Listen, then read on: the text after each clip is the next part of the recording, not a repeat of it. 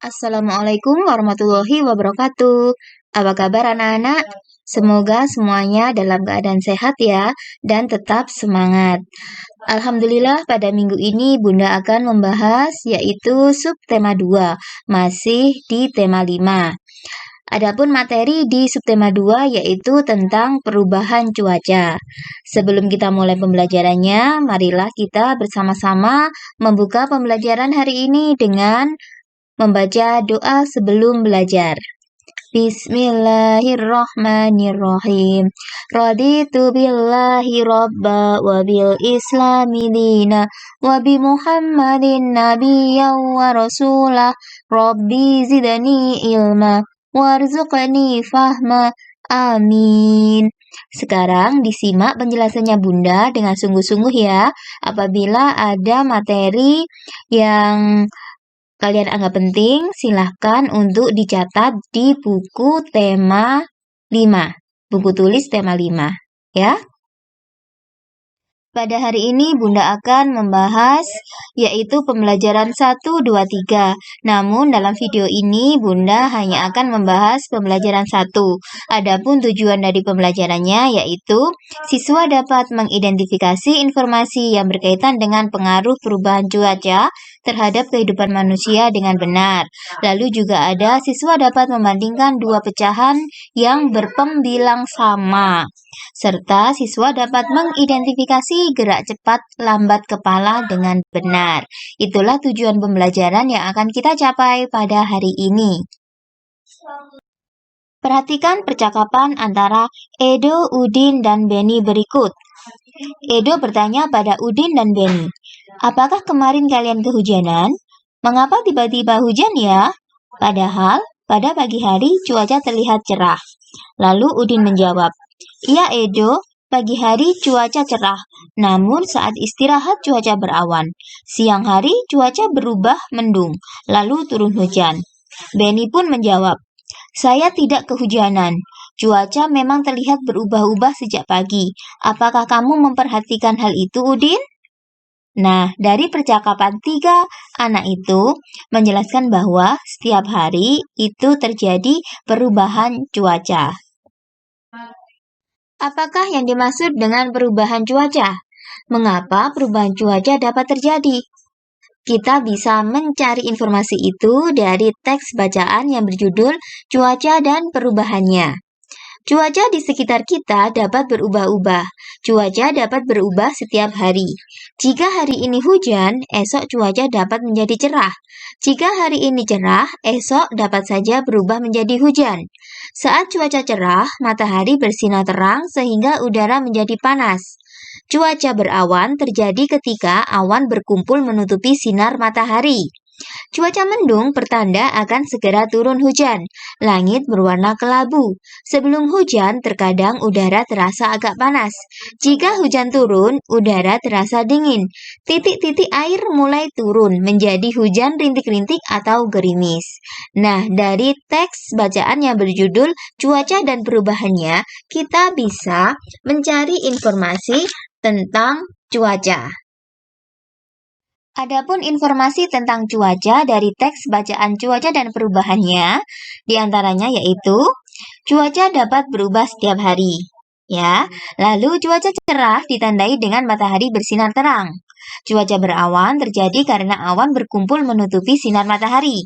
Lalu cuaca mendung merupakan petanda akan turun hujan. Udara terasa agak panas sebelum hujan turun. Nah, titik-titik air yang turun ke bumi disebut hujan. Itulah informasi yang bisa Bunda ambil dari teks tentang cuaca. Kalian bisa mencari dengan menggunakan bahasa kalian sendiri. Perhatikan gambar sekelompok anak yang sedang berkumpul. Ternyata di sini ada Dayu, Siti, Lani, Beni, Udin, dan Edo. Mereka akan menikmati buah melon yang dibawa oleh Dayu. Beni mengambil satu buah melon. Ternyata melon itu sudah dipotong-potong oleh Dayu di rumah. Lalu Beni menghitung potongan melon tersebut. Perhatikan gambar.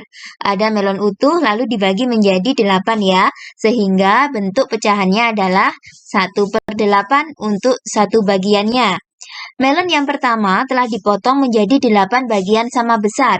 Dalam bentuk nilai pecahan, bagian itu dilambangkan dengan 1/8. Setelah itu, Edo mengambil buah melon yang kedua. Melon itu juga dipotong-potong. Edo menghitung potongan melon tersebut. Perhatikan gambar. Ada melon utuh dipotong-potong menjadi 6. Melon yang kedua dipotong menjadi 6 bagian sama besar. Dalam bentuk pecahan, bagian itu dilambangkan dengan 1/6.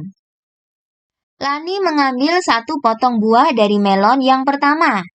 Ya, yang dibagi 1/8 tadi. Sedangkan Benny mengambil 1 potong buah melon yang kedua.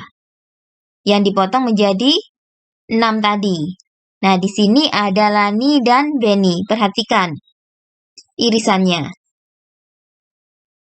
Perbandingan ukuran potongan melon Lani dan Benny. Bagian melon yang dipegang Benny lebih besar daripada bagian melon yang dipegang Lani.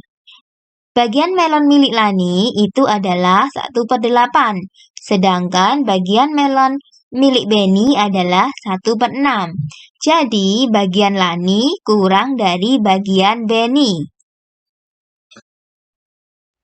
Sekarang kegiatan kita selanjutnya yaitu mengidentifikasi tentang gerak kepala dan leher. Perhatikan istilah-istilahnya dan pahami artinya. Di sampingnya di situ ada peragaan tentang gerakan kepala dan leher.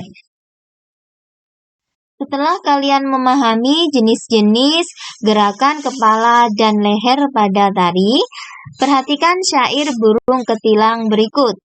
Dari syair itu nanti kita akan memperagakannya dengan gerakan kepala dan leher. Bagaimanakah lagu burung ketilang? Kita nyanyikan sama-sama ya. Di pucuk pohon cempaka, burung ketilang berbunyi, bersiul-siul sepanjang hari dengan tak jemu-jemu, mengangguk-angguk sambil berseru, trilili-lili-lili-lili. Nah, itulah lagu burung ketilang. Nanti kita bisa menggabungkannya dengan gerak kepala dan leher. Perhatikan urutan gerakan kepala berikut. Nah, di sini nanti kalian bisa sambil mendendangkan lagu burung ketilang. Gerakan yang pertama yaitu kepala miring ke kiri 1 kali, kembali ke tengah. Gerakan kepala miring ke kanan 1 kali, kembali ke tengah. Seperti pada gambar nomor 1 ya. Yang kedua, menganggukkan kepala. Ini bisa kalian ulangi sebanyak 4 hitungan dengan cepat. Lalu yang ketiga yaitu kepala menoleh ke kiri 1 kali, lalu ke tengah.